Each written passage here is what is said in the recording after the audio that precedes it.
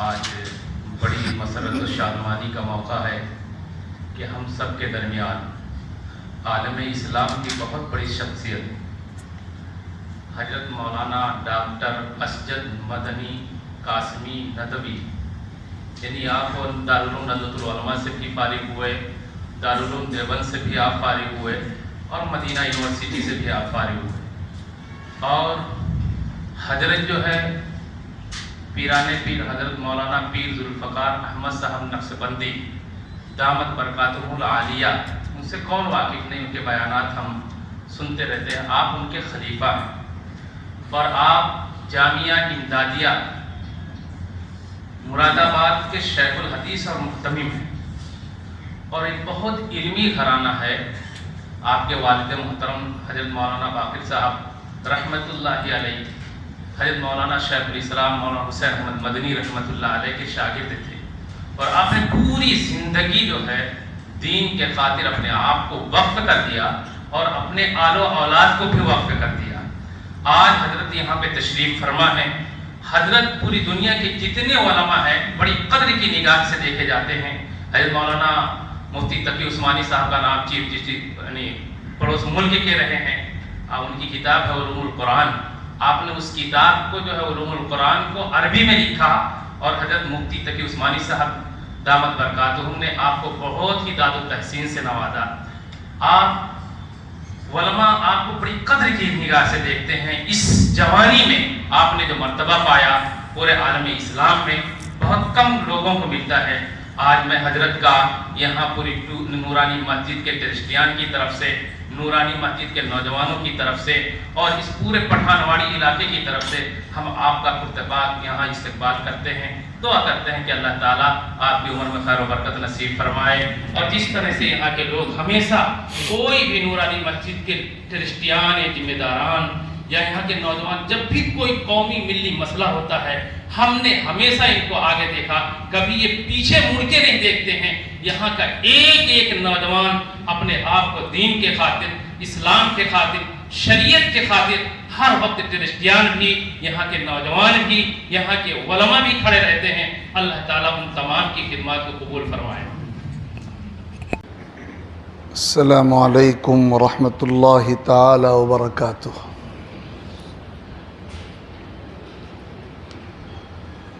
الحمد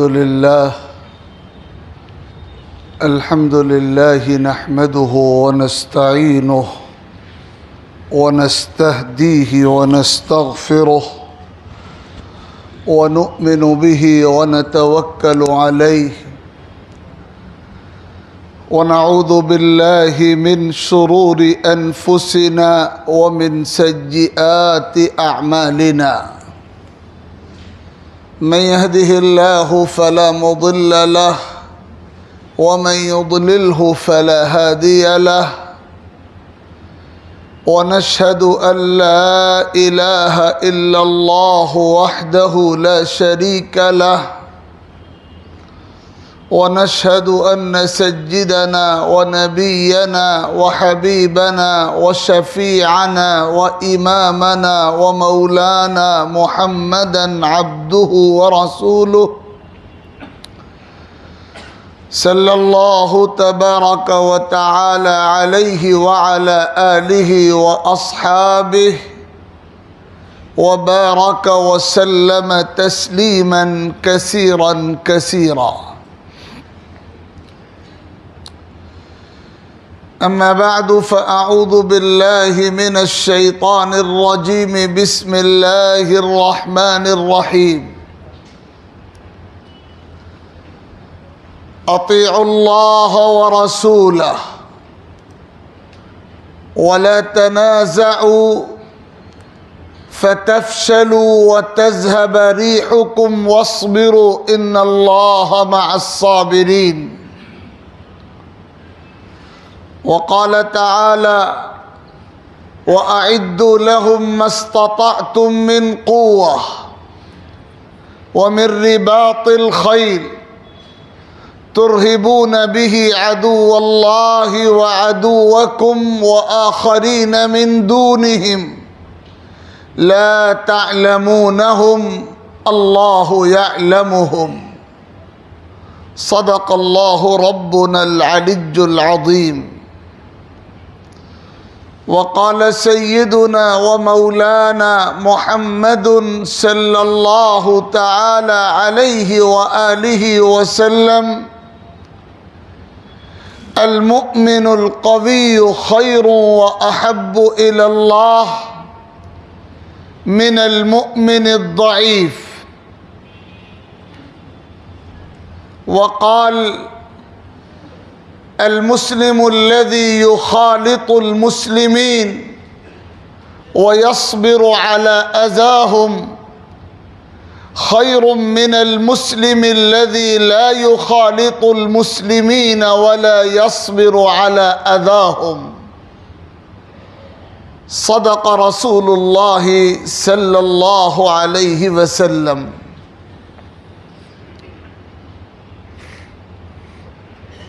بزرگوں اور بھائیوں،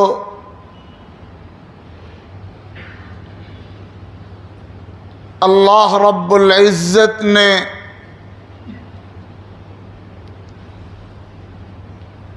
ہم کو اور آپ کو اس مبارک مجلس میں جو سید الایام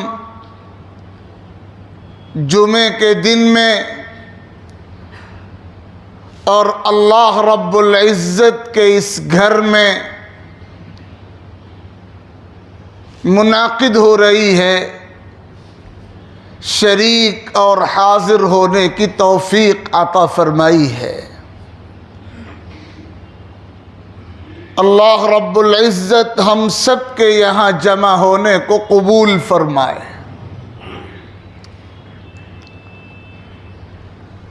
اللہ تعالیٰ نے ہمیں ایمان اور یقین کی دولت اور نعمت سے نوازا ہے، اور اللہ تعالیٰ کا مطالبہ، اللہ تعالیٰ کی کتاب مقدس قرآن مجید کا مطالبہ، جس دین کو ہم دل کی سچائی کے ساتھ قبول کرنے کی نعمت سے مالا مال ہیں، اس دین کا مطالبہ اور تقاضا یہ ہے کہ ہم صرف ایمان کے نام پر کچھ رسمی اور روٹین کے کاموں پر اکتفا کرنے والے مسلمان بن کر نہ رہیں. اللہ تعالیٰ نے حکم دیا ہے اور اس بات کا پابند بنایا ہے کہ اس کی زمین پر بسنے والے مومن بندے طاقتور مومن بن کر رہیں. اللہ تعالیٰ کو وہی ایمان والا محبوب ہے جو طاقتور ہو، جو قوی ہو. کمزور ایمان والا دوسروں کے سامنے عاجزی کا اظہار کرتا ہوا، دوسروں کے سامنے اپنی مجبوری کا اعلان کرتا ہوا، دوسروں کے سہاروں کا محتاج اور دوسروں کے آسروں کا محتاج ایمان والا سب کچھ ہو سکتا ہے، اللہ کا محبوب بندہ نہیں ہو سکتا. سرور کائنات جناب محمد الرسول اللہ صلی اللہ علیہ وسلم نے صاف لفظوں میں صحابہ کرام کے مجمع کو براہ راست اور قیامت کی صبح تک آنے والی پوری امت مسلمہ کو بالواسطہ یہ اصولی ہدایت اور پیغام اور میسج عطا فرمایا تھا: المؤمن القوی خیر واحب الی اللہ من المؤمن الضعیف. طاقتور مسلمان اللہ تعالیٰ کی نگاہ میں کمزور مسلمان سے کہیں زیادہ بہتر اور پسندیدہ ہوتا ہے. اللہ تعالیٰ کو طاقتور مومن پسند ہے. اللہ کی محبوب اہل ایمان کی وہ جماعت ہے جو طاقتور ہو، جس کا ہر فرد قوی ہو، باحوصلہ ہو، بلند ہمت ہو، صاحب عزم ہو، اپنے مشن کے لیے جو کام اسے سونپا گیا اس کے دین کی طرف سے، اس کام کو بحسن و خوبی، امانت و دیانت کے ساتھ زندگی کی آخری سانس تک انجام دیتے رہنے کے لیے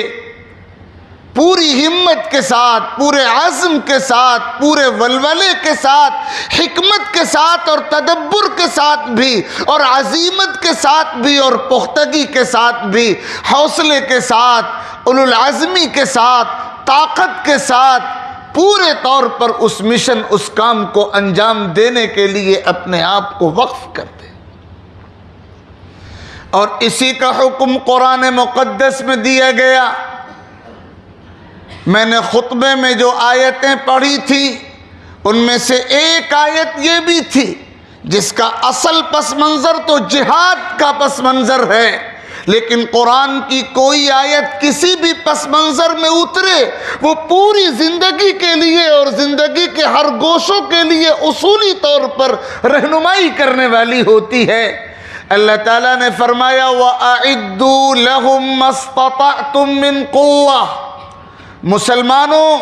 اپنے مشن کو پورا کرنے کے لیے جو امانت تمہیں سونپی گئی ہے اس امانت کو اللہ کے بندوں تک پہنچانے کے لیے اور حق کا کلمہ بلند کرنے کے لیے، حق کی تصویر صاف کرنے کے لیے جو مغالطے پیدا کر دیے جائیں ان مغالطوں کی دھند چھانٹ دینے کے لیے اور حق کی نکھری اور اجلی اور صاف اور شفاف اور پاکیزہ تصویر دنیا انسانیت کے سامنے پیش کرنے کے لیے تمہیں یہ کرنا ہوگا کہ جو طاقت اکٹھی کر سکتے ہو اکٹھی کرو،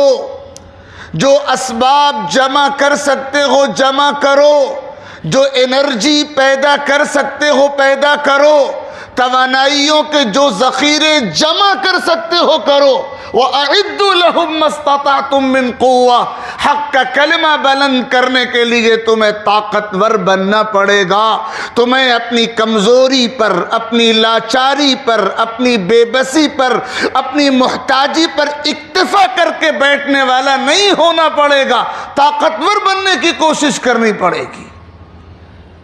اور اس کے بعد تذکرہ کیا گیا قرآن کی اس آیت میں کہ تمہیں اپنے آپ کو اتنا مضبوط بنانا ہے کہ تم باطل کے لیے چیلنج بن جاؤ. تم ان تمام کوششوں کے لیے جو حق کے خلاف ہوتی ہوں، ان تمام سازشوں کے لیے جو سچائی کے خلاف ہوتی ہوں، ان تمام منصوبوں کے لیے اور ان تمام منصوبہ سازوں کے لیے جو باطل کے ایجنٹ ہیں،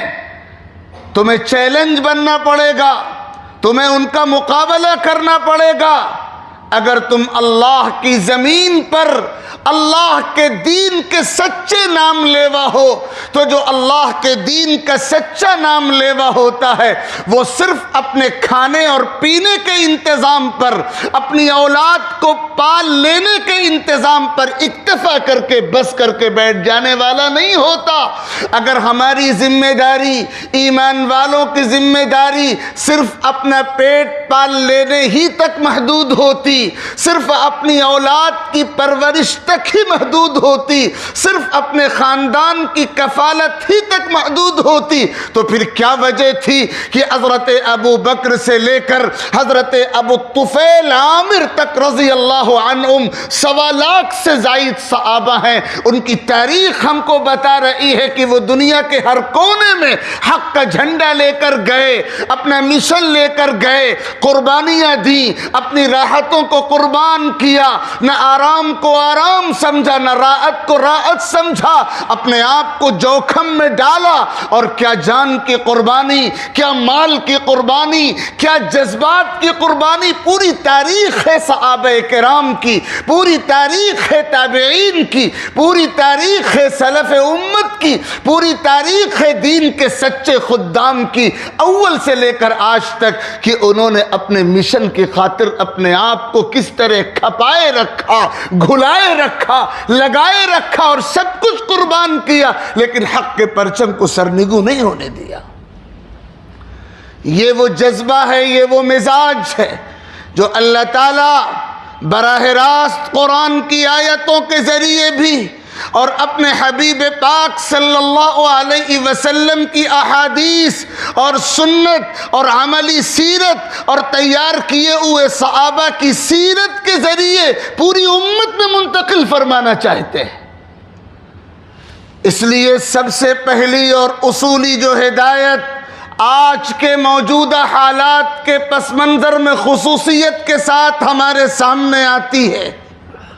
وہ یہ ہے کہ ہم طاقتور مسلمان بننے کی اور اپنی نوجوان نسل کو، اپنی نونہال نسل کو، اپنے زیر تربیت افراد کو، اپنے سماج کی تمام اکائیوں اور تمام یونٹوں کو طاقتور مومن سماج، طاقتور مومن معاشرہ، طاقتور مومن فرد بنانے کی کوشش میں لگ جائیں۔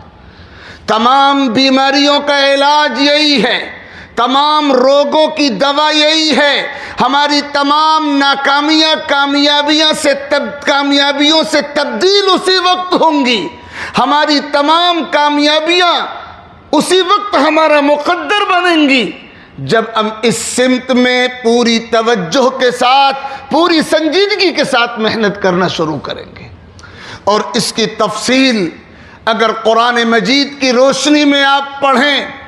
آقا کریم صلی اللہ علیہ وسلم کی احادیث اور آقا کی سیرت کی روشنی میں پڑھیں، مجھے جہاں بھی موقع ملتا ہے میں یہ بات سنجیدہ اور دل کے کانوں سے آپ کی طرح سننے والے افراد کے سامنے اپنا فرض سمجھ کر سب سے پہلے اپنے آپ کو مخاطب کر کے اور پھر سامنے کے مجمع کو مخاطب کر کے یہ بات ضرور کہتا ہوں کہ اگر ہم جائزہ لیں تو ہمارے سامنے اس وقت خاص طور پر ہمارے اس ملک میں اور اس ملک کے تمام صوبوں میں اور تمام علاقوں میں بسنے والے مسلمانوں کے لیے اگر کوئی نمونہ سب سے زیادہ سچا اور کامل نمونہ ہو سکتا ہے تو وہ ان صحابہ کرام رضوان اللہ علیہم اجمعین کا ہو سکتا ہے، جنہوں نے مکی زندگی میں نبوت کے بعد 13 سال کے وہ مکی زندگی کے ادوار میں، مکی زندگی کے ماحول میں جس طرح باطل کے سامنے اپنے حق پر ثابت قدم رہ کر اپنے مشن کے لیے پوری ہمت کا مظاہرہ کر کے نمونہ پیش کیا تھا، وہ نمونہ ہمارے لیے آج کے حالات میں سب سے روشن نمونہ۔ اس وقت اگر آپ سروے کریں، اگر آپ جائزہ لیں تو ہمارے ملک میں خصوصیت کے ساتھ اور پوری دنیا میں عمومی طور پر ایسے خطرناک قسم کے آلات ملت اسلامیہ کے سامنے ہیں، ایسے چیلنجوں سے بھرے ہوئے حالات مسلمانوں کے سامنے ہیں کہ تاریخ میں ایسے چوطرفہ چیلنجوں کے آلات امت کے سامنے کم گزرے ہیں۔ ان حالات میں ہمیں مذہبی سطح پر، اخلاقی سطح پر، سیاسی سطح پر، سماجی سطح پر، معاشی سطح پر، ہر سطح پر مقامی سرکل میں اور ملکی سرکل میں اور بین الاقوامی سرکل میں ہر طرف چیلنجوں کا اور خطرناک چیلنجوں کا سامنا ہے۔ اور ان حالات میں جو لوگ ملت کے حالات پر نگاہ رکھتے ہیں ان کو یہ نظر آ رہا ہے پچھلے 5-7 سال ایسے گزرے ہیں اس ملت کے سامنے اور رفتار دن بدن بڑھتی جا رہی ہے، صورتحال دن بدن ابتر اور خطرناک ہوتی جا رہی ہے۔ اگر آپ پورے ملکی منظرنامے پر نظر ڈالیں، ایک بہت بڑا طبقہ، بلکہ یوں کہا جائے اکثریت کا طبقہ ہم مسلمانوں میں ان لوگوں کا ہے، خاص طور پر ہمارے نوجوانوں کا طبقہ، ادھیڑ عمر کے لوگوں کا طبقہ جو آلات کی اس خطرناکی کو دیکھ کر مایوسی اور نا امیدی کا شکار ہو چکا، بالکل مایوس، نا امید، حالات کے سامنے سرنڈر کر چکا ہے۔ اسے کہیں سے کہیں تک اپنے لیے کوئی اجالا، کوئی روشنی کی کرن اپنے مستقبل میں نظر نہیں آ رہی ہے۔ اس امت کے لوگ مایوسی کا شکار ہو جائیں جس امت کو دیا گیا قرآن سب سے زیادہ مایوسی کے خلاف امید کا چراغ جلانے کا پیغام دینے والی کتاب ہے، اس امت کے افراد مایوس ہو جائیں، اس سے زیادہ افسوسناک صورتحال کیا ہو سکتی ہے؟ آپ قرآن میں پڑھتے ہیں اللہ تعالیٰ نے کتنے واضح لفظوں میں فرمایا ہے، لا تيأسوا من روح الله إنه لا ييأس من روح الله إلا القوم الكافرون، لا تقنطوا من رحمت اللہ، فرمایا گیا ومن يقنط من رحمت ربه الا الضالون، اللہ تعالیٰ کی رحمت سے نا امید مت ہونا، اللہ تعالیٰ کی رحمت سے مایوس مت ہونا۔ مایوسی نا امیدی ان کا شیوا ہے جو گمراہ ہو چکے ہوتے ہیں، ان کا شیوا ہے جو ایمان کی دولت کھو چکے ہوتے ہیں، ان کا شیوا ہے جو کفر کی سرحدوں میں داخل ہو چکے ہوتے ہیں۔ جس امت کو یہ قرآن دیا گیا، حالات کے ان چیلنجوں کا مقابلہ کرنے کے بجائے اور اپنی ہمت کو بلند کرنے کے بجائے اور خطرناک حالات سے مقابلے کی صلاحیت پیدا کرنے کے بجائے، اس امت کا سب سے بڑا طبقہ مایوسی کی بھنور میں چلا جائے، نا امیدی کا شکار ہو جائے، اس سے بڑھ کر امت کے لیے تباہی کی کوئی چیز نہیں ہو سکتی۔ اور پھر دوسرا طبقہ اس طرح کے چیلنجوں کے آلات میں ان لوگوں کا نظر آتا ہے جنہوں نے ایک اللہ پر بھروسہ کرنے کے بجائے دوسرے سہاروں کی تلاش شروع کر دی۔ ایک بہت بڑا طبقہ، آپ جائزہ لیجئے اپنے سرکل میں، آپ کو نظر آئے گا کہ ان حالات میں اس طبقے نے اللہ پر بھروسہ کرنے کے بجائے اور اللہ تعالیٰ سے مدد مانگنے کے بجائے اور اللہ تعالیٰ کو راضی کرنے کے بجائے اور اللہ تعالیٰ کی نصرت کو متوجہ کرنے والے اسباب کو اختیار کرنے کے بجائے دنیا کے دوسرے جھوٹے اور کھوکھلے اور مصنوعی اور کسی کام نہ آ سکنے والے سیاسی اور سماجی سہاروں کا دامن تھاما۔ قرآن مجید یہ بیان کرتا ہے کہ جو لوگ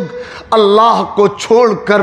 دوسرے سہاروں کی طرف لپکتے ہیں، ان کی مثال ان لوگوں کی طرح ہے جو مکڑی کے جالے جیسے کمزور مکان کو اپنا حقیقی مکان باور کرنے کی غلطی میں مبتلا ہو جائے۔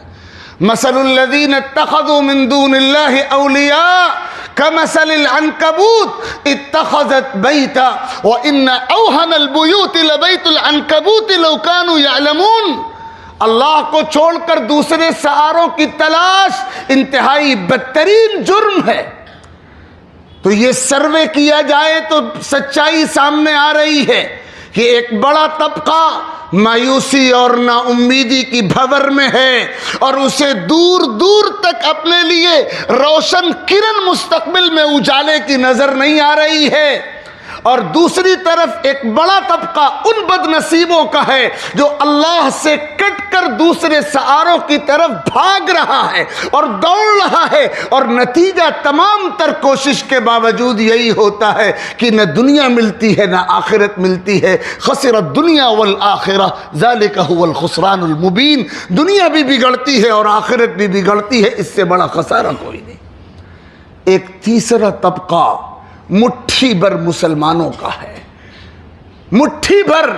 اتنی قلیل تعداد ہے ان کی جن کو انگلیوں پر گنا جا سکتا ہے، آٹے میں نمک کے برابر، جو سچائی پر قائم ہیں، جو اپنے حوصلے کو ٹوٹنے نہیں دیتے، اپنی ہمت کو کمزور نہیں پڑنے دیتے، اپنی طاقت کو بحال رکھنے کے جتن کرتے ہیں، اور جو خطرناک حالات ان کے سامنے آتے ہیں ان کو ان خطرناک حالات کے درمیان دور مستقبل کی روشن کرن نظر آ رہی ہوتی ہے، بالکل ایسے جب رات کا اندھیارا پورے طور پر گھٹا ٹوپ ہو جاتا ہے تو صبح کی آمد قریب ہونے لگتی ہے، بالکل اسی طرح وہ آلات کی خطرناکیوں میں روشن مستقبل کو دیکھ کر پوری منصوبہ بندی کے ساتھ، پوری حکمت کے ساتھ، پورے تدبر کے ساتھ، کسی توقف کے بغیر، کسی آرام کے بغیر، کسی تن آسانی کے بغیر، کسی غفلت کے بغیر اپنی ماضی کی غلطیوں کا احتساب اور جائزہ کرتے ہیں اور اپنی غلطیوں کی اصلاح کر کے اپنے اور اپنی نسل کے روشن مستقبل کی تعمیر کے لیے آگے بڑھتے ہیں۔ ایسے لوگ ہیں لیکن ان کی تعداد بہت کم ہے۔ ضرورت اس بات کی ہے کہ ہم اپنے آپ کو، اپنی اولاد کو، اپنی نسل کو، اپنے سماج کے افراد کو اسی طرز پر ڈھالیں کہ جو حالات ہمارے سامنے ہیں اس سے زیادہ خطرناک حالات پہلے آ چکے ہیں اور ممکن ہے کہ اس سے زیادہ خطرناک حالات آئندہ آئیں۔ ان حالات کا مقابلہ کرنے والے ہی کامیاب ہوں گے،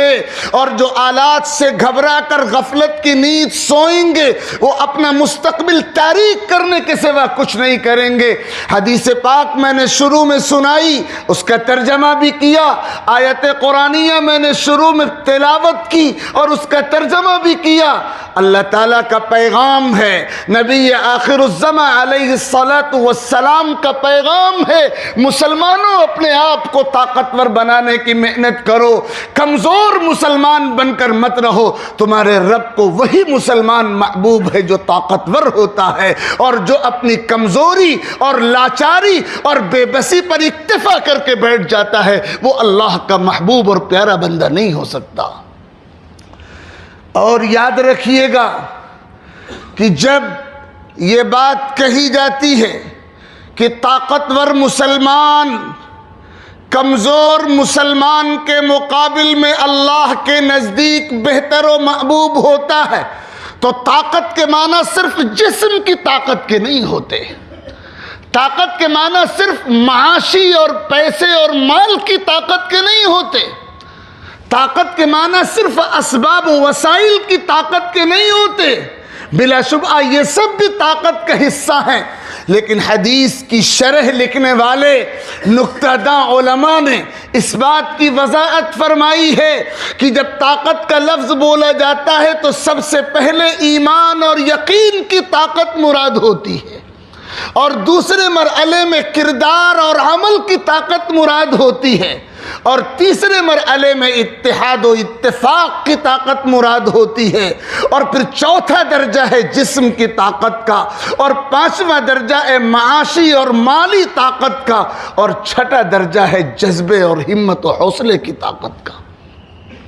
جب طاقتور کا لفظ بولا جاتا ہے تو طاقت کے یہ تمام پہلو مراد ہوتے ہیں۔ ہمیں سب سے پہلے مرحلے میں اپنے ایمان اور اپنے یقین کو مضبوط بنانے کی فکر کرنی پڑے گی۔ ہمارا ایمان، اس میں کوئی شبہ نہیں، کمزور ایمان ہے، ہمارا یقین کمزور یقین ہے، اور اس کی سب سے بڑی علامت یہ ہے کہ نارمل آلات میں ہمارا ایمان سلامت رہتا ہے، ایمرجنسی آلات میں ڈگمگا اٹھتا ہے۔ ایمان کے کمزور ہونے کی دلیل یہ ہے کہ جب حالات ہمارے فیور میں ہوتے ہیں تو ایمان جو کہ تو سلامت رہتا ہے، اور حالات ہمارے خلاف جب ہوتے ہیں تو ایمان میں ڈگمگاہٹ پیدا ہو جاتی ہے، اللہ کی مدد پر یقین باقی نہیں رہتا، اللہ کی ذات پر اعتماد باقی نہیں رہتا، اللہ کی نصرت پر توکل باقی نہیں رہتا، ہم دوسرے سہاروں کی طرف لپکتے ہیں یا مایوسی کا شکار ہو جاتے ہیں۔ اگر ایمان پختہ ہوتا تو کیا نارمل احوال اور کیا ایمرجنسی صورتحال ایمان جو کہ تو مضبوط رہتا، اللہ تعالیٰ کی مدد پر یقین پختہ رہتا۔ تو سب سے پہلی چیز ہے اپنے ایمان اور اپنے یقین کو طاقتور بنانے کی محنت۔ صحابہ کرام رضوان اللہ علیہم اجمعین جب بھی جمع ہوتے تھے اور آپس میں ان کا مذاکرہ ہوتا تھا تو ان کی زبان پر یہ الفاظ آتے تھے، جددوا ایمانکم، اپنے ایمان کو تازہ کرو، اپنے ایمان کو طاقتور بناؤ۔ اور جب پوچھا جاتا تھا وَكَيْفَ نُجَدِّدُ إِيمَانَنَا، اپنے ایمان کو تر و تازہ کیسے کریں، تو جواب یہ ہوتا تھا اللہ کی قدرت، اللہ کی شان حاکمیت، اللہ کے معبود ہونے، اللہ کے قادر مطلق ہونے، اللہ کے طاقتور ہونے کا استحضار کرو، یہ ہے نسخہ تمہارے ایمان کی مضبوطی کا۔ تو جب طاقتور مسلمان کا لفظ بولا جاتا ہے تو سب سے پہلا پہلو ہے ایمان اور یقین کی طاقت کا۔ ہم اپنے ایمان اور یقین کو کمزوری سے بچائیں، ہم اپنے ایمان اور یقین کو ہر طرح کی صورتحال میں مضبوط بنانے کی محنت کریں، اپنے دلوں کو جما کر اللہ والوں کی مجلسوں میں بیٹھ کر، دین کے کاموں میں وقت لگا کر اور ملت کی اور دین کی خدمت کے مبارک کام میں شرکت کر کے اپنی ذہنی تربیت، اپنی دماغی تربیت، اپنی فکری تربیت، اپنی قلبی تربیت کا کام کر کے اپنے ایمان اور یقین کو مضبوط بنانے کی محنت کی جائے۔ اور اس کے بعد دوسرا مرحلہ ہے عمل اور کردار کی طاقت۔ اپنے کردار کو پاکیزہ کردار بنایا جائے۔ سلف صالحین اور دور اول کے مسلمانوں کا ایمان اور ان کا کردار اتنا پختہ تھا کہ وہ زبان سے اسلام کی دعوت کم دیتے تھے، ان کا کردار اور ان کے اخلاق اور ان کے عمل کے ذریعے اسلام کی دعوت زیادہ پھیلتی تھی۔ آپ تاریخ پڑھیں، دنیا کے مختلف علاقوں میں جو داعیان اسلام کے قافلے جایا کرتے تھے اور لمحوں میں کایا پلٹتی تھی، پورا علاقہ اسلام کے دامن میں داخل ہوتا تھا۔ اگر آپ اس کا راز پڑھیں، زبانی دعوت سے کئی گنا زیادہ عمل اور کردار کی پاکیزگی دعوت پیش کرتی تھی۔ ان کے اخلاق، ان کا کردار، ان کے معاملات، ان کی معاشرت، ان کا طرز زندگی، ان کا رہن سہن، ان کی بود و باش، ان کے معاملات، یہ اسلام کی سچی دعوت پیش کرتے تھے۔ ان کا کردار دعوت کا کردار ہوتا تھا اور اس کے ذریعے اسلام کی ہدایت دلوں میں داخل ہوتی تھی۔ تو دوسرا کام ہے ایمان اور یقین کے بعد کردار و عمل کی طاقت کا۔ اور تیسری سب سے بنیادی چیز اتحاد اور اتفاق کی طاقت ہے، اور ایک مستقل لمبا موضوع ہے۔ آج پوری دنیا میں اور خاص طور پر ہمارے اس ملک میں ہماری تباہی اور ہماری بربادی کا راز اگر کوئی چیز ہے تو وہ ہمارا آپس کا اختلاف و انتشار ہے۔ اختلاف و انتشار کسی بھی بنیاد پر ہو، ذات کی بنیاد پر، قوم کی بنیاد پر، دولت کی بنیاد پر، برادری کی بنیاد پر، رائے کی بنیاد پر، نظریے کی بنیاد پر، مشرب اور مسلک اور فکر کی بنیاد پر، کسی بھی بنیاد پر اگر امت میں اختلاف ہوگا تو یہ امت کو برباد کر دینے کے لیے کافی ہے۔ حضور اکرم علیہ الصلاۃ والسلام جب بھی کوئی وفد جہاد کے سفر میں یا دعوت کے سفر میں روانہ فرماتے تھے تو صاف لفظوں میں ہدایت دی جاتی تھی کہ دیکھو اتحاد کے ساتھ رہنا، اختلاف پیدا مت ہونے دینا۔ بخاری شریف میں روایت ہے، سیدنا حضرت عمرو ابن عاص رضی اللہ تعالی عنہ کو امیر بنا کر بھیجا کسی جہاد میں، اور پھر اس کے بعد دوسرا قافلہ ان کے پیچھے روانہ کیا گیا سیدنا حضرت ابو عبیدہ کی عمارت میں رضی اللہ عنہ، اور دونوں سے کہا گیا تطاوعا ولا تختلفا، اتحاد و اتفاق کے ساتھ رہنا، آپس میں اختلاف پیدا مت ہونے دینا۔ اور اس کا طریقہ یہ ہے کہ اپنی رائے پر اصرار مت کرنا اور دوسرے کی بات قبول کرنے میں تردد مت کرنا، ہٹ دھرمی اور انانیت کا مظاہرہ مت کرنا۔ پوری سیرت رسول پاک علیہ الصلاۃ والسلام کی، صحابہ کرام کی لبریز ہے اس طرح کی تعلیمات اور اس طرح کے عملی نمونوں سے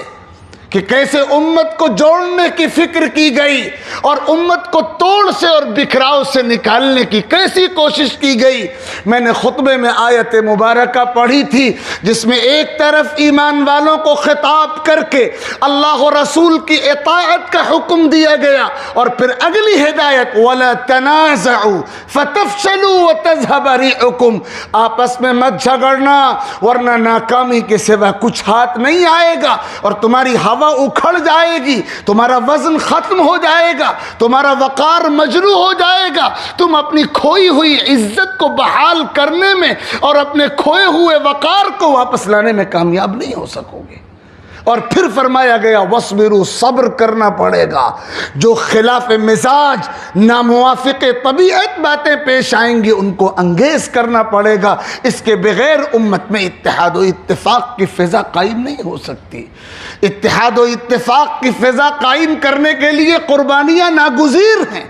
اتحاد و اتفاق کا ماحول قائم کرنے کے لیے اور اختلاف و انتشار کی نعوست سے امت کو بچانے کے لیے قربانیاں دینی ہی پڑیں گی. اپنے آپ کو پیچھے کرنے کی قربانی، اور زبان ہونے کے باوجود نہ بولنے کی قربانی، اور اپنی رائے کو پیچھے کرنے کی قربانی، اپنے جذبات کو دبا لینے کی قربانی. صحابہ نے یہ قربانیاں دی، اور اس کا فیض تھا کہ ان کا معاشرہ، صحابہ کرام کا سماج اتحاد و اتفاق کا نمونے کا سماج تھا. اور آج ہم یہ قربانیاں پیش کرنے کو تیار نہیں ہیں، اور اس کا خمیازہ ہمیں اختلاف و انتشار کی بدترین جڑ پکڑتی ہوئی لعنت کو برداشت کرنے کی صورت میں ہو رہا ہے. تو اتحاد و اتفاق کی طاقت، یہ طاقت کا تیسرا پہلو ہے. اور چوتھا پہلو جسمانی طاقت کا ہے. اور اسی لیے آپ دیکھیں گے شریعت میں جسمانی طاقت کے حوالے سے اور حفظان صحت کے حوالے سے جو تدابیر، جو تعلیمات طب نبوی کے عنوان سے موجود ہیں، ان کا ڈائریکٹ براہ راست تعلق جسم کی قوت سے، اور اگلی قوت ہے مالی اور معاشی قوت. اور اسی لیے حضور اکرم علیہ الصلاۃ والسلام نے پناہ مانگی ہے ایسے فقر سے جو انسان کی غیرت اور انسان کی حمیت کو متاثر کر دے. ایسے فقر سے پناہ مانگی گئی، اور یہ فرمایا گیا کہ دینے والا ہاتھ لینے والے ہاتھ سے بہتر ہے. تم اپنے آپ کو معاشی اعتبار سے اتنا مضبوط بنانے کی محنت کرو کہ تم ہمیشہ دوسروں کو دینے کی پوزیشن میں رہو. اس نوع کی تعلیمات قرآن و حدیث میں جگہ جگہ موجود ہیں. اور پانچویں اور آخری چیز ہے ہمت اور حوصلے کی طاقت. قومیں اپنی ہمت سے، اپنے حوصلے سے زندہ اور مضبوط ہوتی ہیں. میں نے اس وقت میں مختصر طور پر یہ اشارے آپ کی خدمت میں پیش کیے ہیں. حاصل یہی ہے، میں یہی پیغام اپنے آپ کو اور آپ سبھی صاحبان کو دینا چاہتا ہوں کہ اللہ کے واسطے اپنی کمزوری پر اور بے بسی پر بس کر کے بیٹھنے والی لاچار امت نہ بنیے. ایسی امت کبھی بھی تاریخ میں کوئی کردار ادا کرنے والی امت نہیں ہو سکتی. اللہ تعالیٰ نے آپ کو امت قیادت بنایا ہے، خیر امت بنایا ہے، امت دعوت بنایا ہے، امت قرآن بنایا ہے. آپ کا منصب یہ ہے، آپ کا مقام یہ ہے، آپ کا کام یہ ہے کہ آپ اپنے آپ کو طاقتور بنانے کی محنت کریں. اس میں کوئی شبہ نہیں کہ حق کو غالب آنا ہے. اگر ہم طاقتور نہیں بنیں گے اللہ ہمارا محتاج نہیں ہے. اللہ ہمیں ہٹائے گا منظرنامے سے اور دوسری امت کھڑا کرے گا جو طاقتور امت ہوگی، اور اس کے ہاتھوں دین کے غلبے کا کام پورا ہوگا. تو کیوں نہ ہم یہ تمنا کریں، اور کیوں نہ ہم یہ کوشش کریں، اور کیوں نہ ہم بارگاہ رب العزت میں یہ دعا مانگیں کہ خدایا ہم ہی کو طاقتور امت بنائیے اور ہم ہی سے اپنے دین کے غلبے کا کام لیجئے. اللہ رب العزت مجھے بھی عمل کی توفیق عطا فرمائے، آپ سب کو عمل کی توفیق عطا فرمائے. میں آپ سب کا جناب مولانا اسلم صاحب کا